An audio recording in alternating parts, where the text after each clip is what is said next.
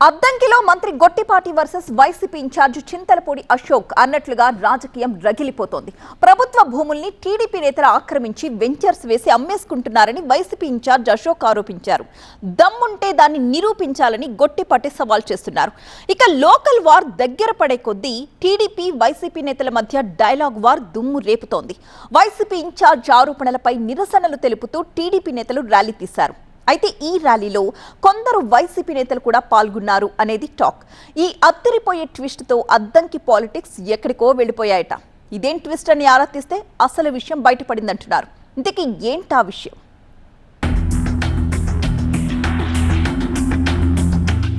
అద్దంకి నియోజకవర్గంలో 2014లో వైసీపీ తొలిసారి పోటీ చేసి ఘనంగా బోని కొట్టింది.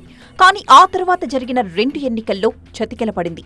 2014లో తొలిసారి వైసీపీ నుంచి పోటీ చేసి గెలుపొందిన గొట్టిపాటి రవికుమార్ ఆ తరువాత టీడీపీ కండువా కప్పుకున్నారు.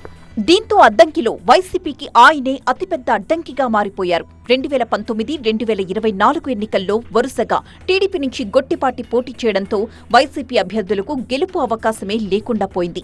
దీంతో అద్దంకిలో వైసీపీ పరిస్థితి నానాటికి దిగజారిపోయింది. ఈ పరిస్థితుల్లో 2024 ఎన్నికల్లో స్థానికులను కాదని గుంటూరు జిల్లా నుంచి వచ్చిన వలస నేతకు వైసీపీ టికెట్ ఇచ్చి పోటీ చేయించినా ఫలితం లేకుండా పోయింది. వైసీపీ ఆవిర్భావం నుంచి ఇక్కడ 3 సార్లు ఎన్నికలు జరిగితే 2014లో మాత్రమే వైసీపీ విజయం సాధించింది. ఆ తరువాత వైసీపీ తిరిగి గెలిచిందే లేదు. 2019, 2024 ఎన్నికల్లో సరైన అభ్యర్థుల్ని ఎంపిక చేయకపోవడం వల్లే పార్టీకి ఈ దుస్థితి దాపురించిందని వైసీపీ కార్యకర్తలు భావిస్తున్నారట. ఇక 2019 నుంచి 2024 వరకు అద్దంకి వైసీపీలో 3 ఇన్ఛార్జీలు మారారు. ఈ పరిస్థితుల్లో నియోజకవర్గంలో పార్టీకి గట్టి నాయకుడు కావాలని అధిష్టానానికి మొరపెట్టుకోవడంతో వినుకొండకు చెందిన వైసీపీ నేత, ప్రముఖ వైద్యుడు చింతలపూడి అశోక్ కుమార్కు అద్దంకి వైసీపీ ఇన్ఛార్జిగా బాధ్యతల్ని అప్పగించారు.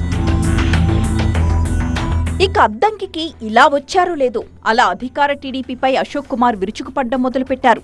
అధికార పార్టీకి ప్రశ్నలు సంధిస్తూ తనకంటూ కొత్త ఒరవడిని సృష్టించుకున్నారట వైసీపీ ఇన్ఛార్జ్. ప్రజా సమస్యలపై నిత్యం గళం విప్పుతూ అధికార పార్టీని ఇరుకున పెట్టేలా కార్యక్రమాలు నిర్వహిస్తున్నారు. టీడీపీని అటాక్ చేస్తూ నీరసించి నిస్తేజంగా ఉన్న వైసీపీ క్యాడర్లో జోష్ నింపారట ఈ డాక్టర్ కమ్ లీడర్. ఇక్కడి వైసీపీకి 10 ఏళ్ల కాలంలో 4 ఇన్ఛార్జీలు వచ్చిపోయారు.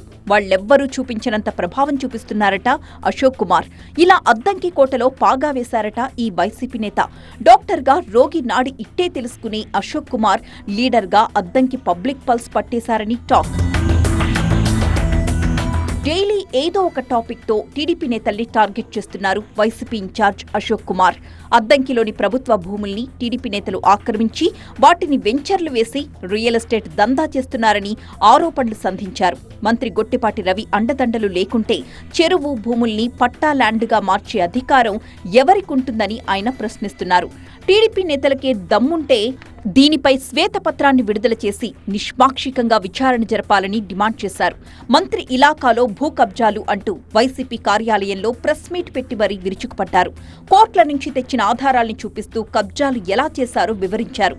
చెరువులు, కుంటల భూముల్ని నిషేధిత భూముల జాబితాలో నుంచి తొలగించడం ఎక్కడా వీలు కాదన్నారు. అయితే అద్దంకిలో మాత్రం చెరువులు, కుంటల్ని పట్టా ల్యాండ్లుగా మార్చడం టీడీపీ నేతలకే చెల్లిందని, అందుకు సంబంధించిన ఆధారాలు తన దగ్గరున్నాయని అంటున్నారు చింతలపూడి. వైసీపీ ఇన్ఛార్జ్ అశోక్ కుమార్ ఆరోపణలపై టీడీపీ నేతలు భగ్గుమన్నారు. అశోక్ వ్యాఖ్యల్ని నిరసిస్తూ టీడీపీ నేతలు ర్యాలీ చేశారు.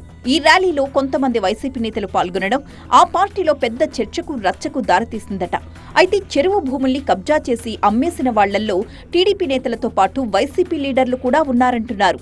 ఈ కబ్జా వ్యవహారం ఇరు పార్టీల్లోని కింది స్థాయి నేతలకు చుట్టుకునే అవకాశం ఉండడంతో అశోక్ కుమార్కు వ్యతిరేకంగా వాళ్లంతా చేతులు కలిపారని సమాచారం. కబ్జా ఆరోపణలు అవాస్తవమని ఢంకా బజాయిస్తున్న గుంపులో 2 పార్టీల వాళ్లు ఉన్నట్టు తెలుస్తోంది. ఈ అదిరిపోయే ట్విస్ట్తో అద్దంకి పాలిటిక్స్ ఎలా ఉంటాయో అశోక్ కుమార్కు అర్థమైందట.